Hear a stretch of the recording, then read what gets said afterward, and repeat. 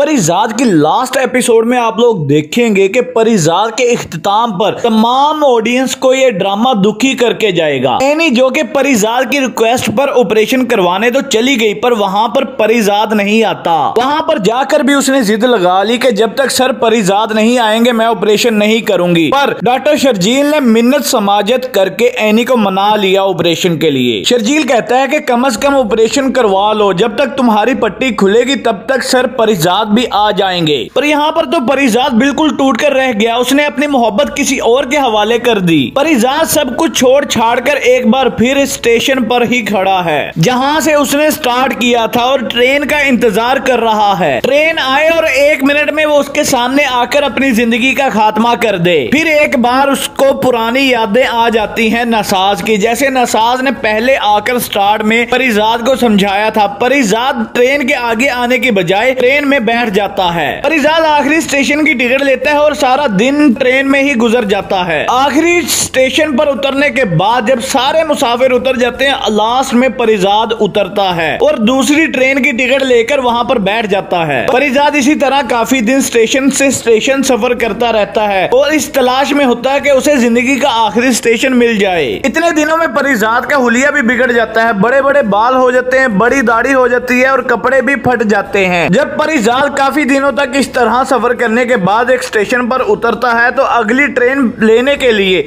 उसके पास पैसे भी नहीं होते। परिजाद स्टेशन पर ही बैठ जाता है। उसके पास खड़ा एक रेडी वाला उसे पकोड़े और रोटियां देता है। शायद कोई बहुत जरूरतमंद है और साथ ही परिजाद को दुआ करने के लिए वो रेडी वाला कहता है। परिजाद को कहता है कि सर आजकल हमारे कारोबार में बहुत ज्यादा मंदा है, तो प्लीज बाबा जी आप दुआ कर दीजिए हमारे कारोबार के बारे में। दूसरी तरफ परिजाद के सारे मुलाजिम, ड्राइवर, मैनेजर, हर कोई परिजाद की तलाश में कभी कहीं से पूछ रहा है, कभी किसी से पूछ रहा है, पर किसी को कोई भी पता नहीं लगता कि परिजाद कहां पर है इस वक्त। परिजाद कई दिन स्टेशन पर एक दरख्त के नीचे बैठा रहता है। कभी शख्स चादर डाल देता है परिजाद के ऊपर सर्दी की वजह से, कभी कोई खाना दे जाता है।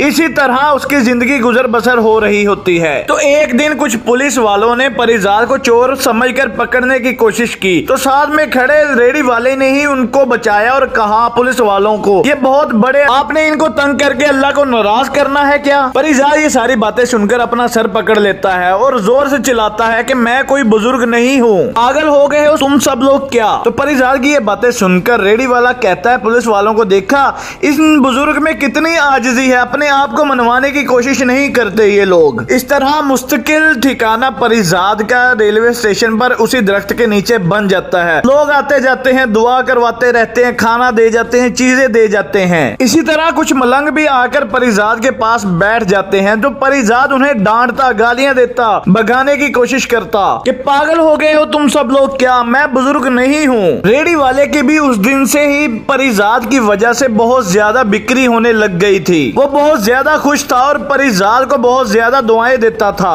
और एक दिन ज्यादा रश देखने के बाद वो जोर से चिल्लाने लगा कि मैंने इस बुजुर्ग से दुआ करवाई थी, जिसके बाद मेरे कारोबार में बहुत ज्यादा बरकत हो गई है। दूर दूर तक इस स्टेशन वाले बाबे की धुएं मच जाती हैं, बहुत ज्यादा मशहूर होने लग जाता है। लोग ट्रेनों के सफर करके इस स्टेशन तक पहुंचते हैं ताकि वो इस बुजुर्ग से दुआ करवा सकें। परिजाद सबको भगाता है और कहता है कि मैं खुद के लिए अपने लिए दुआ नहीं कर सका तो तुम लोगों के लिए दुआ क्या करूंगा। जो लोग परिजाद से दुआ करके जाते थे, हैरत तौर पर उन सब की मुरादें पूरी हो रही थी। परिजाद इन सब चीजों से तंग आकर वहां से छोड़ छाड़ कर एक गांव में चला जाता है। वहां पर जाकर भी परिजाद की धूमें मच जाती हैं कि एक बाबा जी आए हैं, उनसे दुआ करवाएं। किसी तरह परिजाद का ड्राइवर कबीर खान भी अपने परिजाद सर की तस्वीर लेकर उन बाबा जी के पास आता है और कहता है कि सर मेरे मालिक के लिए दुआ करें, हमें नहीं पता वो कहां पर चले गए हैं। परिजाद चौंक जाता है अपनी ही तस्वीर देखकर अपने ही हाथों में, जो कि कबीर खान लेकर आया होता है। कबीर खान परिजाद को नहीं पहचान पाता क्योंकि उस वक्त परिजाद की हालत बहुत ज्यादा खराब हुई होती है। कमजोरी के मारे, भूख की वजह से उसकी हालत बहुत ज्यादा खराब होती है। बड़ी दाढ़ी, बड़े बाल, फटे पुराने कपड़े हुए होते हैं। परिजाद वहां से भी छोड़ छाड़ कर दोबारा उसी रेलवे स्टेशन पर आ जाता है। रेडी वाला परिजाद को दोबारा से देखकर बहुत ज्यादा खुश होता है और परिजाद को खाने के लिए कुछ देता है।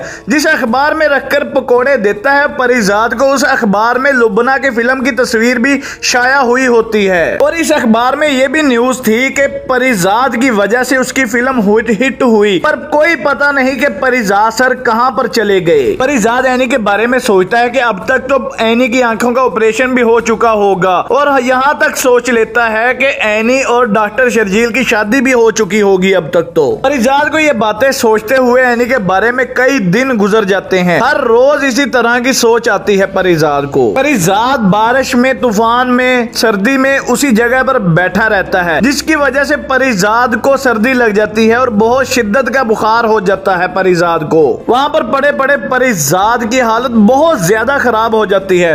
रेडी वाला देखकर परिजाद को परेशान हो जाता है और डॉक्टर को बुला लाता है, क्योंकि परिजाद खुद चलकर डॉक्टर के पास तो जा नहीं सकता, क्योंकि उसकी हालत इस कदर खराब हो चुकी होती है। डॉक्टर परिजाद को चेक करता है और रेडी वाले को कहता है कि हम खुद को बीमार करने वाले को कभी आराम नहीं दे सकते। ये शख्स खुद को जानबूझकर बीमार कर रहा है। डॉक्टर को नजर आ रहा था कि ये कोई बुजुर्ग नहीं है, ये तो एक जवान लड़का है। कई दिन दवाई इस्तेमाल करने के बाद भी परिजाद को आराम नहीं होता।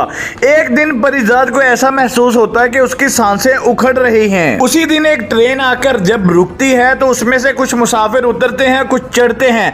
वहीं पर एक जवान जोड़ा भी उतर कर आता है। तो वो जोड़ा परिजाद के बारे में उस रेडी वाले से पूछता है कि यहाँ पर कोई मशहूर बुजुर्ग है, जो दुआ करते हैं वो कबूल हो जाती है। वो रेडी वाला उस दरख्त की तरफ इशारा करके बताता है कि वो बैठे बुजुर्ग, जाओ उनके पास दुआ करवा लो। लेकिन ख्याल करना, आजकल उनकी तबीयत बहुत ज्यादा खराब है, वो आजकल किसी से भी नहीं मिल रहे। इस पर लड़की कहती है कि मैं दूर से दुआ करवा कर आ जाऊंगी वापस, मैं उन्हें जरा भी तंग नहीं करूंगी। परिजाद की सांसें उखड़ रही थी, पर अचानक से इसे कदमों की चांप सुनाई दी, पर कोई इसके करीब आकर बैठ जाता है। परिजाद कहना चाहता है कि यहाँ से चले जाओ, पर परिजाद की जुबान से एक लफ्ज भी नहीं निकलता, क्योंकि उससे बोलने की हिम्मत ही नहीं होती। अचानक से धीमी सी आवाज में एक लड़की की आवाज आती है।